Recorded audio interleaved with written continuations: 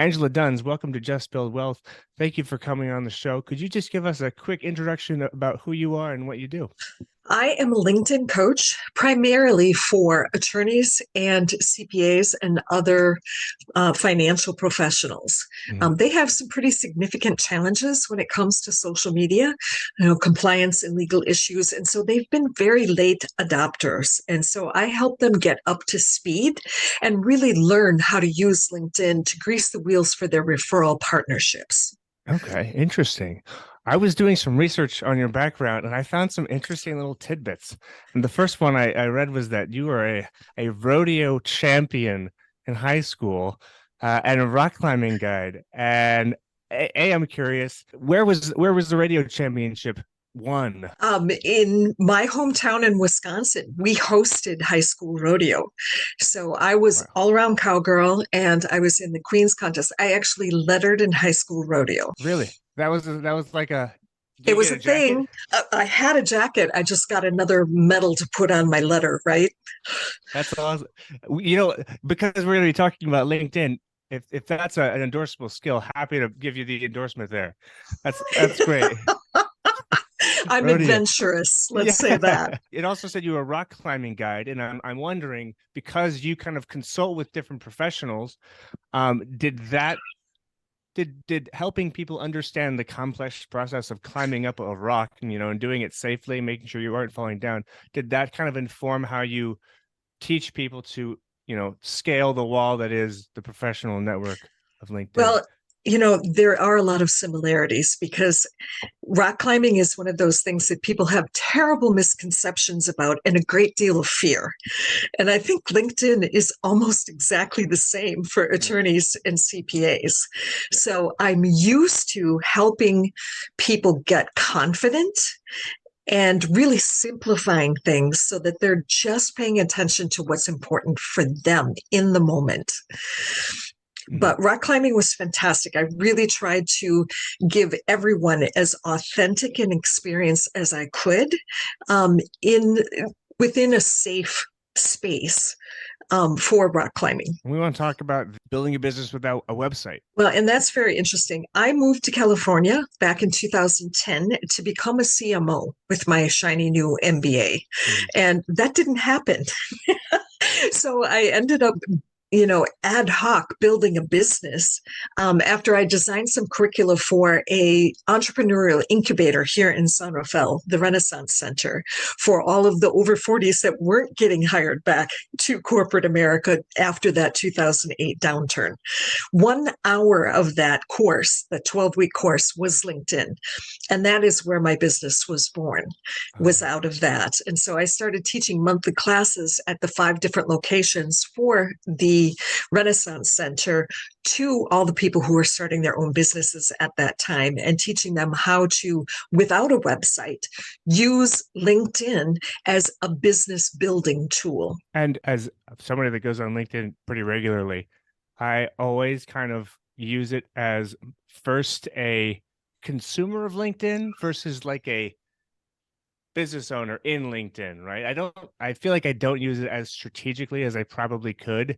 And I'm like sucked into the drama of, oh, postings and what's this post say? And this, you know, is there a way to use it more strategically, or there are steps to take to think about it in a more strategic way so that I don't get sucked down the rabbit hole? First of all, I really think that LinkedIn is a mindset. Hmm. And whatever mindset you go into LinkedIn with will inform whatever rabbit hole you go down. And it can be a big time suck. So if you go in there with the intention of building relationships and checking in with your referral partners first and foremost, then you can look at what's going on in the news feed and read articles from Harvard Business Review and see what awards your colleagues have won and whatever else it is that you do on LinkedIn. But I always recommend that people really shift their whole mindset about LinkedIn and what LinkedIn is good for. Now, here's an example for you. Out of all social media platforms, and there are so many, but especially the legacy platforms, YouTube, Twitter, Facebook, Instagram, 52% of all social media traffic, and I mean everything that goes to websites, comes from LinkedIn, the smallest of all platforms. And the reason being, it is the only B2B platform. And there is a level of professionalism and legitimacy that is required. You know, how much do you have to check out somebody on YouTube before you really believe they're legit? So you just said something, and I know these two concepts don't conflict, but I'm curious on how they interact. One of the things you said earlier, Angela, was you can operate a business without having a website using basically LinkedIn as the platform. And then what you just said is that about half of the website traffic becomes from a LinkedIn connection. So is it a good idea, even if you don't need the website, to still have it? I mean, I noticed you have a LinkedIn website. So tell me about how those two things kind of interface with one another. Well, Mike, I'm probably not the person to answer that question because I'm not a big believer in websites. And I think they're becoming less and less important and more static. I mean, they're great for certain things. Like as soon as I add my speaker page to my website, I'm going to launch another whole campaign to start getting more paid speaking events. And for that reason, people really do look at your website. Where have you spoken before? You know, they're really looking for clout. So website still can be very valuable. You know, if it's a place that holds some of your webinars that you've had in the past, or if it has a blogging page or resources that are super valuable to your ideal clients and your referral partners, websites still can be useful, but they're harder to keep up to date and harder to drive traffic to. It's very expensive to drive consistent traffic to a website. And for people who are solopreneurs or very small businesses, I'm less and less a fan of websites and more a fan of social media. I've got to believe that promoting oneself is a huge, I mean, it's definitely a big part of like building up a digital presence, right? And so I think making sure that you do that in a good way is, or a good way, that's so vague, in an effective way to make sure that you're known for something. There's a way Yes. to do that right, without sounding like kind of an ass, because when you promote too much, you're like, oh, geez, this guy again. But when you do it in the right way, is there a right way to promote yourself Yes. so you can You build know, up a brand? self-promotion is a term that most of us feel uncomfortable with. Some people don't. Some people, they feel very comfortable with that. You know, extreme extroverts, people who are super confident in what they do. I'm an extreme introvert. So that whole idea of self-promotion is just not something that feels comfortable to me. Now, the way I shift people's mindset about that is you have a valuable service to offer. How dare you keep that from the world if it's really valuable? Is you're really providing information, support, encouragement, education about how people can do things better for them. That's authentic. You know, if you're bragging about every award that you won, that's a little bit different. But if you're educating your clients and referral partners on how to do things better, that is not self-promotion. That is an act of service. It's a good way to reframe it, because I'm the same way, right? Like I don't like talking about the things that I've done or the cool things that I have accomplished, but they're definitely, well, and sometimes they're just not like a service that I can provide, but I can provide training or things like that, right? So I guess it's a matter of like reframing those cool things into, and this is how it can benefit everybody else, you know? Well, I'll give you a great example for social media. You know, I post weekly LinkedIn tip, and it's a video, and video is hot these days, and I'll maybe get a couple hundred views if I'm super lucky. Now, I posted something about my sister and I teaching ourselves how to snowboard by taking out a book from the library, and I talked about passion and commitment, and that's at almost 5,000 views. So every once in a while, people really do want to find out who you are at your core. what your values are. Can I trust you? Are you like me? So sometimes the personal sharing, not the professional stuff, I won this award, blah, blah, blah, but something that's a little bit more raw and personal. Now, I don't recommend doing that often. Once or twice a month is a maximum. But adding to the mix of what you're putting out there, great information, support, inspiration, and once in a while sharing either a client success story or a personal story is really what lets people, it peels back the layers on the onion and lets them know who you are and why someone should trust you. I have a question about email lists and social media. Ooh, I've I heard love this topic. in so many different cases, right? It's like they say, oh, you don't want to trust the algorithms to drive business, and you want to own that email list because then it's not at the whim of the algorithms. How does that interact with how LinkedIn works and why it's such a useful tool? Building your list is probably one of the most important things you can ever do in business. I am a big proponent of owning your own list. My newsletter is sacred to me, my community in my newsletter. I work super hard to provide them with really high value content. And so building that list with the right people is something that I do very intentionally. So not everybody that I'm connected to on LinkedIn is a good candidate for my newsletter. But one of the things that I have discovered that if you want to go through some fast growth in list building, you can use the newsletter feature on LinkedIn. Now, just understand that you don't own that list. So you still have to do email capture for those people that are interested in your list. And some of the strategies I'm using for my clients is possibly a webinar or an initial consultation, something that they have to sign up for to find out more detailed information, but then you get to have their email address and add that to your list. So you let them know you can opt in for this or you can opt out. But if you sign up for this webinar, here's what your options are. If you'd like more information about so-and-so, please sign up for my newsletter. It's interesting. Is there a way that you kind of drive people down the funnel from LinkedIn to your own email list? For me, my biggest growth on my email list is a speaking event.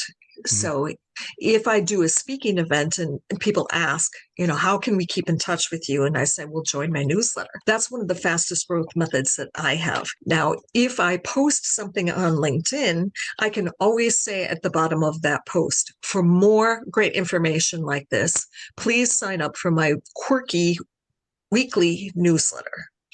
So, we're throwing around a term, at least Ryan and I are, that is LinkedIn algorithm. And as I think about the term algorithm in the context of LinkedIn, Angela, I'm thinking that is the ratio of posts to advertisements, or it is something related to what each person is shown in terms of posts. Can you maybe drill down into that concept of an algorithm that LinkedIn uses to drive any one individual's scrolling or one individual's behavior? Well, and what's really interesting about that question, Mike, is that you have a lot more control over what you see in the newsfeed than you think. You can decide, no, I don't want to see more of this content. Yes, I want to see more of this person's content. And the algorithms are driven by AI. So if you like a post or if you comment on a post, now those are differently weighted. A like is 1 point. A comment is 14 points. So you're actually achieving scores on what it is that you want to see and what you scroll by so fast that it doesn't even register with the algorithms. So the algorithms, the very first thing that an algorithm does is it reads your profile. So if all of your information on your profile is up to date, it's gathering keywords and sort of directing what it serves up to you. So the algorithms are extremely complex and always changing, but they are responding to your day-to-day activity on LinkedIn. So as a follow-up, What I think you're telling me is to invest a couple hours over time, and by my likes or by my comments, that will influence what I'm actually seeing. And by definition, then what I'm not seeing also. Well, and to complicate it even more, Mike, every post you see on LinkedIn has ellipses in the top right corner. Right. And you can elect to not see more of that kind of content on every single one of them. You can also tell LinkedIn to follow certain hashtags for you. Like if you're a global wealth manager, there's probably some great hashtags for you to follow so that you can find out what's going on in China, what's going on in Brazil, whatever those algorithms might serve up to you. And then lastly, on someone's profile, if I wanted to make sure that I never missed your content, Mike, I can go to your profile. There's a bell in the top left corner, and I can click that bell so that it's filled in solid. And then I will get a notification every time you post something, and then I can participate in that or not. That is a clever thing to frankly mention to people as you do post. Yeah. Hit the bell, ring the bell. Yes, exactly. There are people that I follow religiously, other LinkedIn consultants, because, LinkedIn releases things all the time and they don't tell us. So what we call it is we find out new features in the wild. Yeah. And so we share that information with each other so that we can better serve our clients. It's interesting that they don't tell people what updates they've made. They just it's kind of an interesting strategy. I'm wondering if I look at any post on LinkedIn, not only do I see a heart and a thumbs up and a exclamation point and a angry face. I don't know if they have an angry face. So I have two questions about this. First of all, it sounds like I can't dislike something. I can only like it, love it, or like, I don't want to see that anymore, but I'm not going to tell anybody. And then are there different points to the different interactions you have with it? You said comments are 14 and a like is 1, but is like a heart 3 points or something like that? A heart is still just 1, just like a like. Okay. All right. Yeah, even if you click the insightful, it's only 1. It's still only a single point. Are there any other point systems that are included in if you reposting is considered the highest form of engagement. You thought it was valuable enough that you shared it with your own network and made some comments on it. So LinkedIn consultants do this for each other all the time because, why would you want to listen to me all the time? Here, I'm going to share something from my friend Robert or my friend Michelle. She knows more about this than I do, so I'm going to share it with everyone. In terms of posting best practices, you mentioned that you work with a couple other different I guess regulated professions, and I'm wondering, do posting practices differ between industries? They do, and between companies. The SEC just relaxed a lot of their rules about posting for financial professionals, but they're so used to being conservative that none of them wants to test the water. So it's going to be some time. This happened last January, Brian. Really? And most of them are not willing to be the first one to get it. I don't know. Okay. But you're saying the SEC said, everybody, you can post more things. Well, one of them is they can actually now have recommendations on their LinkedIn profiles. That was formerly seen as an unfair advantage. So now they can have them, but most of them are not asking for them because they're just afraid. And, so endorsements were something that they had to turn off. The recommendations section was something that they had to delete from their profile. And especially if they're in securities and, some of the higher levels of financial planning and wealth management. But attorneys, it's the same thing. They're starting to relax some of these restrictions. It's a different world. It's a world that's ruled by the digital platform these days because of the 3 years that we've been safe at home or dealing with the pandemic and that. Yeah. So the world is changing very quickly, but I think habit there's a big lag. It's interesting. You said that it sounds like people in securities might have insecurities about posting. I'm sorry. Severe ones. That was great. Who are you seeing that's doing it really well? The big firm attorneys and big firm CPA they are the most conservative. And that, I think some of that is driven by culture. So who I'm seeing do it really well are some of the small boutique firms that have kind of figured out what their lane is. They're really staying in that lane, and they're posting thought leadership.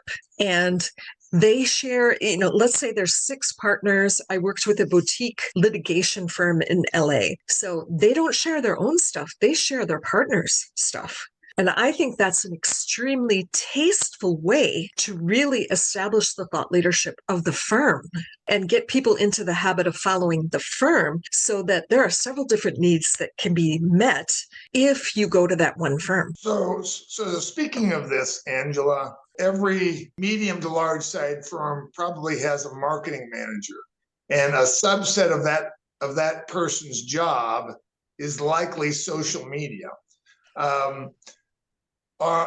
Is there an attempt to pull in all of the skill sets of that particular firm, and is it handled primarily by the individuals? I mean, you're consulting with folks like this. How should they be thinking about hiring someone in your world in terms of consulting for LinkedIn? Well, they have to have specialized skills because of all the legal and compliance issues in some of those industries. So you don't want somebody who formerly did Instagram ads for a coach because there's no rules. That's cowboy space right there. Anything goes. So you need somebody that has the maturity, and then also a very tasteful design eye, so that they're putting out things that are going to appeal in a conservative industry. So, for example, I work with the business development team at Baker McKenzie, and so I help them figure out where are they going to put out information that the partners can share that's been pre-approved. And so a company page on LinkedIn can become very, very central to all of their social media. So if that manager is putting out fantastic info and things about the firm, things that are happening in the industry, things about different practice areas, thought leadership that's produced inside the firm, if that all goes onto a company page, anyone at the company can share it out onto their personal profile and say, I especially liked the paragraph where he talked about blah, blah, blah. Or here's something that our firm is working on. Here's something in our industry that's changing. What is your take on this? But really creating thought-provoking and engaging content for the firm that they can share out. Understood. And this flies into the same concept. There are lots of people that are doing LinkedIn badly. They're just going in. They are. I mean, I see this. My biggest problem is weeding the garden, Angela. Why don't you talk? 95%, Mike? Yeah. So my central goal, and a lot of what you talked about earlier in terms of using the algorithm to your benefit, my central goal is weeding the garden, because if not, I mean, that kind of goes back to what Ryan said about getting down a rabbit hole. And I think the question that I was going to ask is, what's the best way to weed the garden? And I think you already told us the answer, in that you really need to invest some time. You need to take a few hours, maybe an hour a day. It's not a few hours. Yeah, a couple minutes a day, or a couple minutes a week will make a huge difference, Mike. It's not a huge investment of time. The algorithms react very quickly to whatever your behavior is. So it's definitely not hours. Now, people ask me all the time, is LinkedIn turning into Facebook? And I do have some interesting takes on that. Pre-pandemic, 30 to 40% of the activity in the newsfeed was baby boomers, and now it's about 10. Baby boomers were the police on LinkedIn. They held everyone to a little bit higher standard. Now, we have large numbers of Gen Z that are coming in to LinkedIn and adopting to LinkedIn. They were raised in an age of social media, and it wasn't professional social media. They have different priorities and different ways that they respond to social media. Now, I continue to tell people this is still a professional platform. If you want to be seen and heard heard and respected. There is etiquette that you need to adhere to be in that top 5% that are using LinkedIn really well and are influencers and thought leaders. And that means that you respect your target audience. You stay in your lane. You create things that are of great value. You don't toot your own horn every single post. You don't tag everyone in the entire world. There are some etiquette things that I'm still kind of on that baby boomer millennial line. And I like things being professional. Now, do I like to hear about people's tragedy to triumph stories? I do. I think we're all hardwired to be able to hear someone else's story, see ourselves in that story, and find out that they triumphed in some way. But there's a way to couch that, to frame it up so that it belongs on LinkedIn, rather than becoming a sob story or whatever it might be. And I've seen quite a few people do that sort of thing really well. And if you can relate it back to a why are you in business? Or some sort of a business principle, like I did with my sister, the passion and commitment. That's the difference between a good business and a bad business. If you're in business to make money, great, you're going to have a certain amount of success or not. But if you're passionate and committed to what you do and your clients, that's a different kind of business. I got a question about different types of engagement. Emotions drive engagement, and that's across every platform, right? Everything, Facebook, Twitter, Instagram, especially, and then LinkedIn, absolutely, right? I have to believe that LinkedIn has specific emotions that drive better engagement than others, or maybe they're the same. Any take on that? Which emotions drive the best engagement? That's an excellent question. When we go on LinkedIn, we all sort of adopt a certain, oh my gosh, I have to be professional. I'm on a professional platform. And the other thing that we adopt is the I will not be sold to. That whole face, I will not be sold to. But we love stories. Stories are the most powerful thing that you can share on LinkedIn, whether it's a personal story, a story from one of your kids, or especially a success story from one of your clients. If you want better referrals and more engagement on LinkedIn, tell really short, succinct stories. That's how people understand what it is that you do. And it's really a simple arc. It's what was the challenge this person came to you with? What was the solution the two of you cooked up together? And what was the client able to do because of working with you? Now, people can read themselves into those kinds of stories all day long. So the stories are what really kind of drives that. But you're right. When I help somebody with their profile, I tell them, put a bunch of statistics in there, because statistics disengage the ego brain. They're like, oh, you're so smart. Look at that statistic. And when the ego gets out of the way, then emotional brain can come in. And that is where relationship is built and sales occur. So to follow up on that, and this happens to me with emails, with posts of all types, if I click on something that I'm interested in the first couple sentences of, and I look and it is 3 pages long, most people are lousy writers in the first place. I'm simply going to move on. I mean, yeah. I've done that with emails too. So is it better to engage in that story using video, Angela, or just being very, very tight on your writing? Be very, very tight on your writing. Video is not doing as well on LinkedIn as it was a year and a half ago. It just isn't. It's not being weighted as heavily. Video has kind of run its gambit. Now, the other thing about video is a much faster path to know, like, and trust. So if you're into vanity metrics, don't do video. If you want to build relationship, do video. And don't get caught up in how many views and how many likes you get, because that 1 or 5 people that watch all the way through your video, they're going to remember you. and they're going to look at more of your stuff in the future. So video is great, but it doesn't perform that fantastic on LinkedIn. Now, people will tell you the longer posts are going to get caught up in the algorithms and recycled around more. But I like to err on the side of actual human behavior. I don't post for the algorithms. Now, a great tight story is something that people are going to read. And if you don't go on and on and on, people are going to trust you. And isn't that better behavior that you want to foster? So I'm gonna throw you a big fat softball on this one. LinkedIn's evolving. You've alluded to it 2 or 3 times in this interview.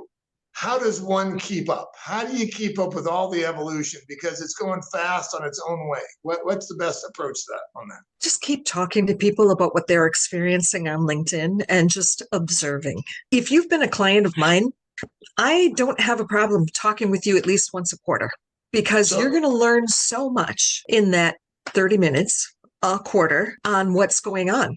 Or follow somebody's newsletter who really understands LinkedIn, like Richard Bliss and Richard Vanderbloom and quite a few other people. Follow LinkedIn consultants. Okay. So how does one, you mentioned if you're my client, talk about the client experience for Angela Dunz. What's if someone hires you, what should they expect from you? Well, I focus on 4 things. I focus on personal and professional branding. Most people have not done a good job, and they don't understand the personal branding aspect. They understand the professional part, but I really try to help people bring out their special something, so that they attract the right people. Number 2, I work on business development. Now, business development on LinkedIn is kind of a slippery thing. A lot of people talk about lead generation. Nobody's getting leads directly from LinkedIn. It is not a direct conversion tool. It's a relationship building tool. And that's its best use right there. Number 3, I work on visibility. So how are you going to stay visible in the cacophony of activity of 900 million people on LinkedIn? And you really want to focus on referral partners and your ideal entry-level client. And then lastly, content strategy is how I work with my clients. If you have a content source and you really want to use LinkedIn well to share that content, how do you put together an editorial calendar and a whole strategy so that you are driving traffic to the right places, establishing credibility and thought leadership, or whatever your business goals are for LinkedIn specifically?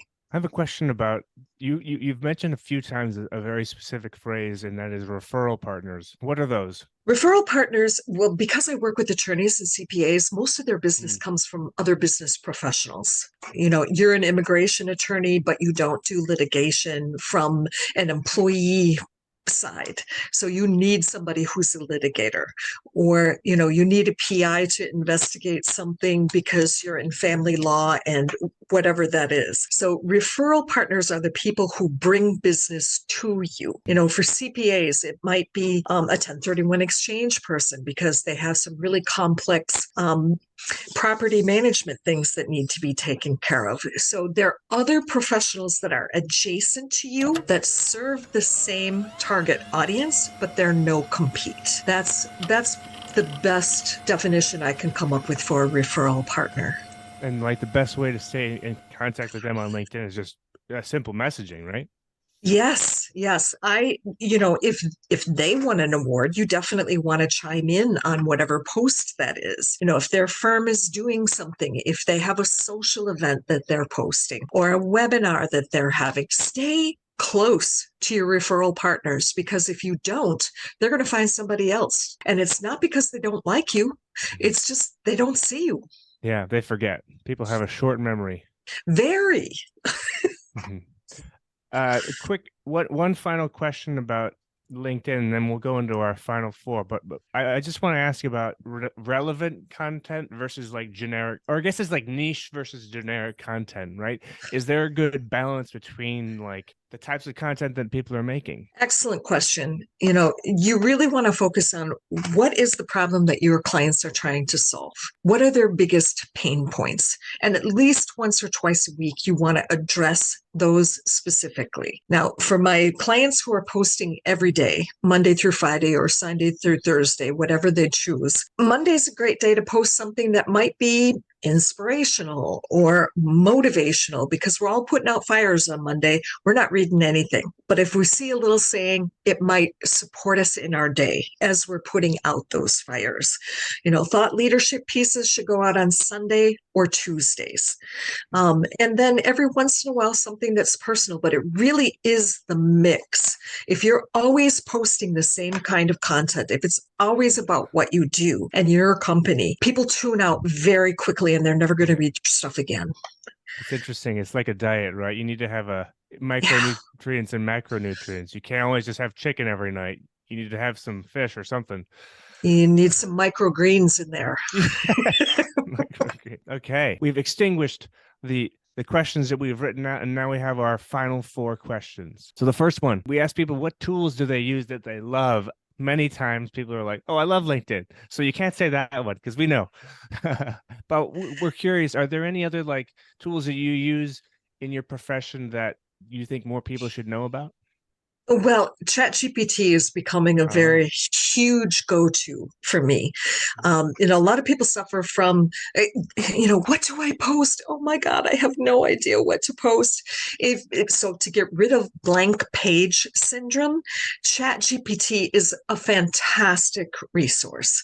I can type in, ChatGPT, tell me what are the top 3 personal branding tips for attorneys. And then I can go from there, from that prompt, deeper and deeper into that and really come up with some great stuff. So ChatGPT learns as you go. And it's just like the old programming term for computers, garbage in, garbage out. You want to make sure that what you're feeding into ChatGPT has some intelligence behind it so that you're getting better and better responses from it. But email subject lines, topics for future newsletters, those are some really fun things to play with. I never thought about it that way. It's because that way it helps you really beat the writer's block, right? Well, yes, that is its best use. Now, my web developer, one of his pet projects is on the corner where he lives in Bernal Heights is a tequila tasting shop. And, if you're purchasing tequila, they send you these generic descriptions that everybody in the country is using, right?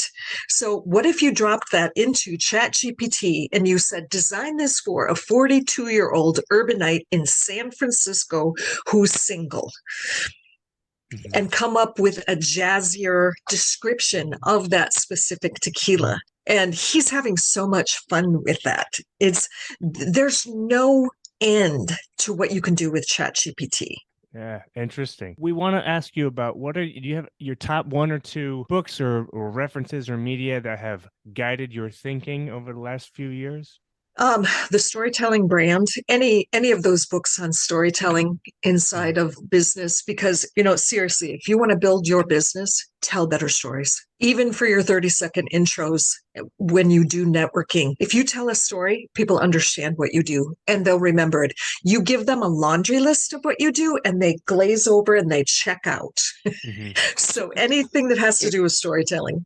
Is book? Is it called Building a Story Brand by Donald Miller? That's is that what it is? That's one of the best. Okay. But there are quite a few that have similar titles. That one is the best. The other book that I absolutely love is The Big Leap by Gay Hendricks. We each have our own glass ceiling. We're limited by only our own thinking. How do you break your own glass ceiling and get to the next level? Right. Who is it by? Gay Hendricks. Excellent. I haven't heard of, I've heard of the Story Brand, but nobody's mentioned it. I didn't realize it was a genre of book, but it makes total sense, right? When you're trying to... I follow lots of storytellers. Yeah, that's a great idea. And The Big Leap. It's an interesting concept too. So thanks for bringing those up. What is your favorite thing to do outside of consulting on LinkedIn? I'm a big hiker. I really love to be outdoors. I used to live in Woodacre. Now that I'm in San Rafael, it's even more important to me to get to West Marin or someplace. You ever go to Muir Woods?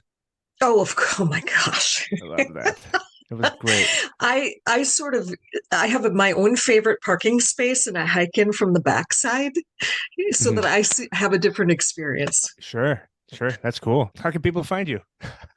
AngelaDunz.com. Okay.